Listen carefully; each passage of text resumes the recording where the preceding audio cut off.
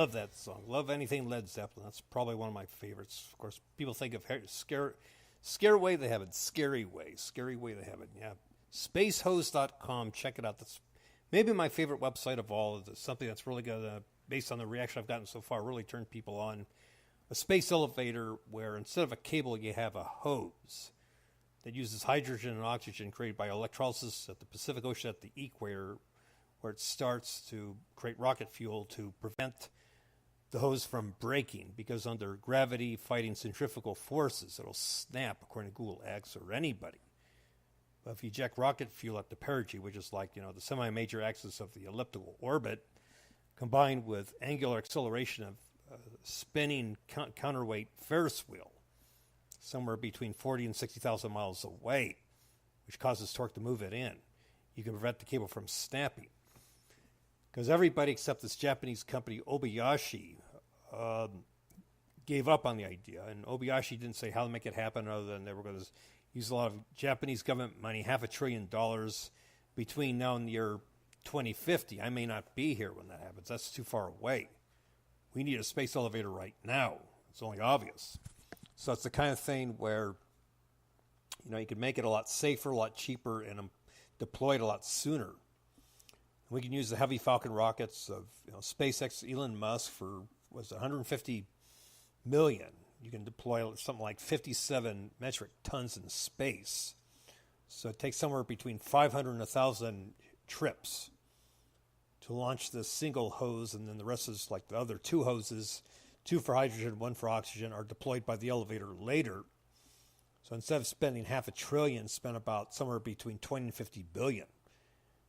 And you make it an industrial democracy, a weighted average industrial democracy, where the more you spend, the higher your profit margin with profit sharing, because artificial satellites are a multi-trillion-dollar industry. At least that's where it's going. Much better quality, places where it's too expensive to put up cell phone repeaters, out in the Sahara Desert.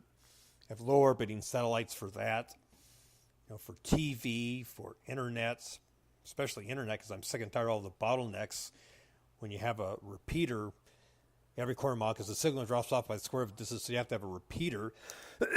Excuse me. And satellites, there are fewer bottlenecks where you don't have to worry about that. The internet, TV, and smartphones, they'll all be one and the same, with the same amount of high bandwidth. No dark angel effect. Find missing people, fugitives, sex offenders, parolees. We can predict the weather many days in advance with high-resolution Doppler radar. People in health crises or natural disaster crises, find them. Remote-controlled cars make that work. We can have remote-controlled cars now, but the bandwidth companies are greedy and not willing to share the bandwidths. We have high critical mass, which means high density and high volume. So when you combine the smartphones with the repeaters, we could basically find all your cars with a resolution of less than like half a foot, and with your computerized ignition and everything else computerized. Power steering, brakes, throttle, and shifter. With a little bit of human interaction, we can make it happen right now. Most cars are advanced enough. But like I say, Verizon, all these other companies are greedy. I use Metro PCS. It's like, what do you do? They're so greedy. They're not willing to share bandwidth even if we spend more. When you have a combination of different companies for one subscription, it's just competition is a good thing, but they don't want competition. That's the problem. So you have to deploy low-orbiting satellites. And also the geosynchronous kind are good also. The geosynchronous satellites, when it comes to game software, because the limitation of speed of light, because they're about 22,500 miles away, there's like a 1 second delay by the time the signal gets back to your computer. And so it's just no good for game software. But with low-orbiting satellites, no problem. It's only 90 miles high. Okay, so spacehose.com. Check that out. He wants, like the Oakland Raiders, I proposed this. I'm trying to get a hold of George Romansky. He went on vacation, but he did say he's going to get a hold of me when he gets back. He's the lead trainer for the Oakland Raiders when it comes to their, the equipment guy. When it comes to their equipment, their helmets, their shoulder pads, knee pads, things like that, uniforms. Oakland Raiders, man, I'm a big Oakland Raiders fan. We're not the dumbest fans. We're the smartest fans because we're mostly Silicon Valley engineers or former Silicon Valley engineers like me. We play very aggressively. We're the most penalized team in football, so we don't want all these rule changes. Now, it's very sad what happened to Junior Seau and all these guys that went insane because of all the head injuries or neck injuries, where if you have a harder helmet, you protect the head, but you sacrifice the neck, vice versa. But you don't have to have a sacrifice. They say more rule changes. No. The NFL has always been over-officiated. I've been following the NFL since 1973. Too many damn zebras. Just feed the zebras to the Detroit Lions for all I care, or at least minimize the amount of officiating. Because when you play aggressive football like my Oakland Raiders, they're going to lose a lot of games. So Romanski, I think, he's going to love my ideas for a helmet, which is high-density polyethylene, but with carbon nanotubes, which has the highest tensile strength divided by density ratio of any material. Even the polyethylene, for that matters. Very high tensile strength divided by what you call density or weight. So it's very lightweight but very strong. So you protect both the head and neck at the same time. Same thing for shoulder pads, D-pads, everything else. Maybe shin guards, and then you can reinforce the hips and parts of the body with titanium rods. If you're paraplegic, or let's say you have prosthetic devices, make it bionic, where you have what's called nanoenergy, which is phosphate, which are most of the energy in your body is phosphate interacting with water, like made ready-to-eat meals, and a lot of energy. And it's stimulated by nerve endings, which are connected to titanium pistons inside the body. You can reinforce your hips and your femur, everything in your body, and essentially be a superior football player if they allow that kind of thing. If they ban the steroids, they'll probably ban that. But then again, you have the right to protect your players from injury. And Derek Carr got injured a couple years ago. That's why the Raiders didn't go far in the playoffs. It sucks. But, of course, we need a better defense. I'm in Las Vegas, by the way. The Raiders may or may not come here. I'm not so certain the Raiders are coming, because when Mark Davis said, wait 3 years, I know how he did that. His father, Al, was always being duped by these guys that said, yeah, sure, we'll build you a stadium, and they never do. Irwindale, they promised to turn a rock quarry into a stadium called the Raider Trader Crater. But Al only got $10 million. He needs something like $100 million back in, adjusted for inflation back in 1988. Not enough, so he used the money to invest in the team, because he wanted to use the money to modify the LA Coliseum, but they said no historic landmark, you can't do that. Tried to build him a stadium, where they're building a stadium right now for the Rams and Chargers and Inglewood, and not enough people came forward, because the Raiders, as a rule, we're not the bad boys, we're not even that rebellious, we're just controversial, even though we are probably one of the most lucrative sports franchises out there for a number of reasons. We have that mystique. We're the only California team that doesn't have fair-weathered fans. That's why I think you need to keep them in the greater Bay Area. The Raiders know I'm their most dangerous fan. When I'm in L.A., they're in Oakland. When they're in Oakland, I'm in L.A. No, I'm here in Las Vegas, so they probably aren't coming here because of a website called SaveOurRaiders.com, which right now is password protected, so there's no reason to go there.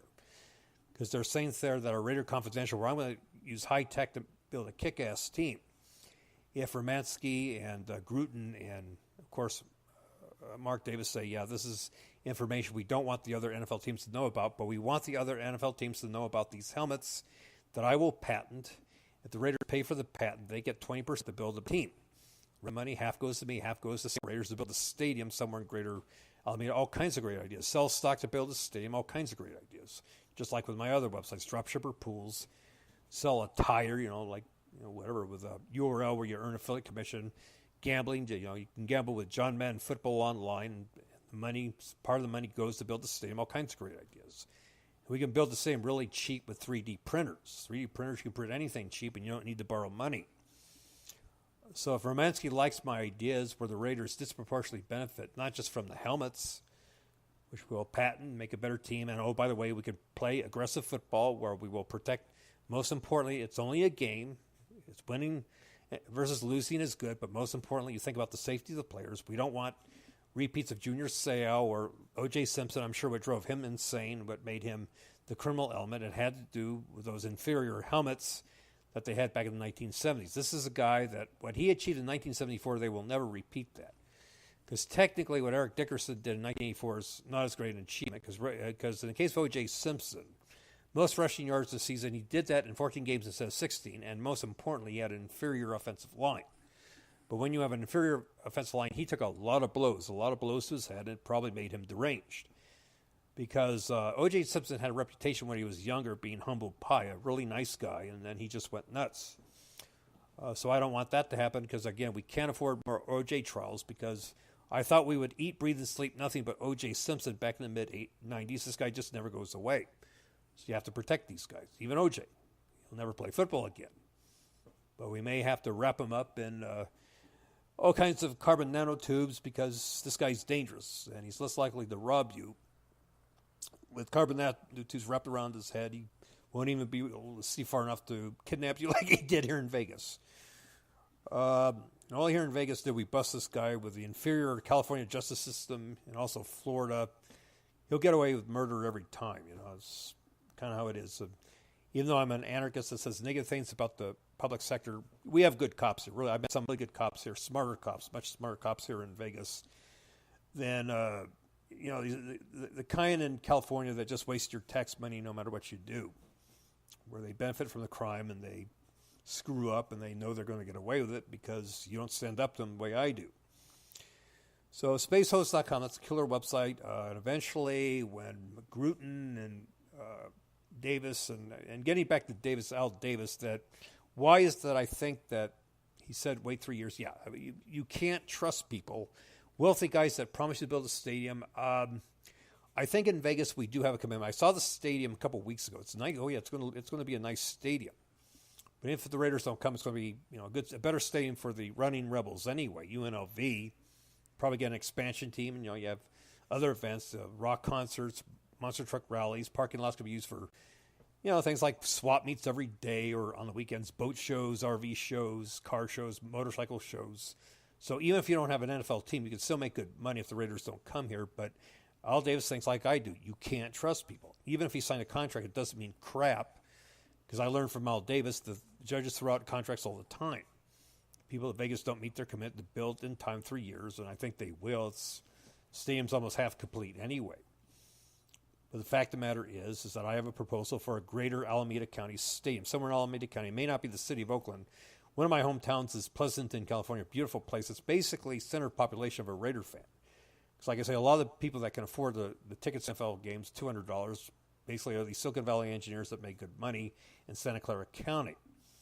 In Pleasanton, you have two freeways that intersect. The problem with big cities, Oakland's a great town, but you have too many freeways and roads that intersect one another. It's just like if they built a stadium, Staples Centers, no one would go. And Villa Gross is just a terrible businessman. I'm a good businessman. I know exactly how to make money. So it'll be if Mark Davis finds out about my idea, if we're able to raise some money, let's say we raise money for a stadium, we sell stocks and everything else that I proposed, and the Raiders go to Vegas anyway, that's fine. They'll probably eventually come back like they did before when they went to L.A. Because, again, if you build it, they will come, but the wealthy guys will not build it because